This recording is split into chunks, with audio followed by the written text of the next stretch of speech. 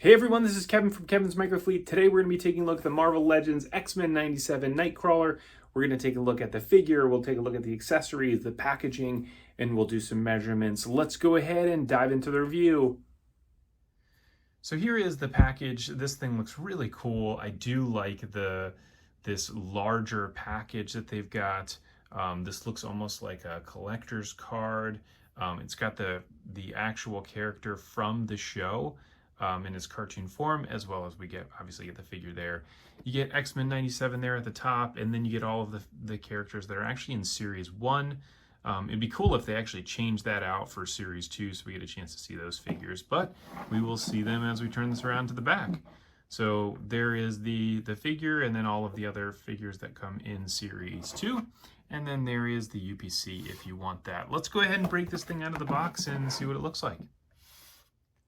So here is the Nightcrawler figure now out of the box, and this thing is awesome. So it comes with a couple different accessories. So you get an extra head here with just a face, looks like he's growling. And they did a really good job here with the paint application on the hair as well as the face. It does look very similar to what we see in the actual cartoon show. And then you do get some extra hands, which I'll show here. So you've got these fists, and then you also have the hands with them open like that, which we'll look at as well. So if we go ahead and look at the articulation with this guy, starting here at the head, his head is on a ball joint, so you can turn it all the way around and move it up and down and side to side. It's also on a little bit of a hinge joint here as well, so we can really make his head move around kind of all types of crazy ways, which is good. Arms here, his arms will extend out like that. You can see there, it's got a little hinge joint, so you can turn the arms. It also has a joint right here with his arm, right, his upper arm. You get a double elbow joint there, so you can really, you can really pose this guy like crazy. And then on the wrists, the wrist, as you saw, or the wrist will spin like that, as well as be able to hinge. And so that is the same with both arms. He's got bending right here at the top of the rib cage, and then also he will spin around completely in a circle like that, right at the waist.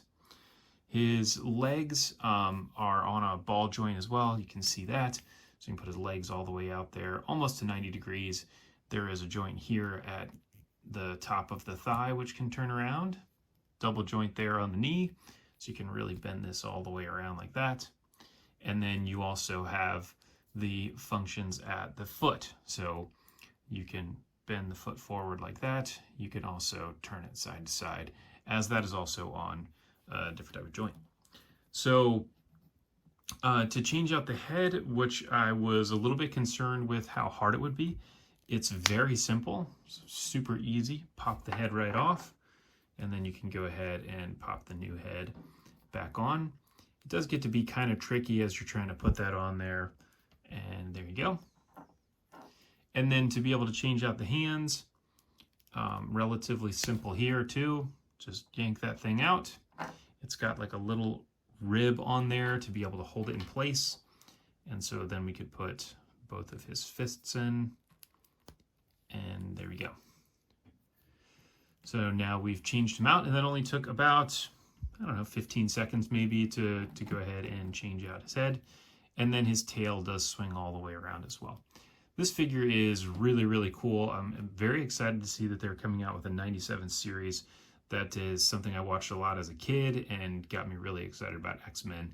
And so now that we actually have some really cool figures that are an ode to those, it's been really nice. So let's go ahead and do a quick measurement of this guy. So when he is standing up, he's just above 6 inches with his hair. I think if we got him all the way straightened out, he'd probably be at 6 1/4. If you look at his wingspan here, his wingspan's about the same, 6 inches. And then the other thing I wanted to do just a quick measurement of was the packaging. So I really like to save the back of the packaging, so I cut the blister pack off.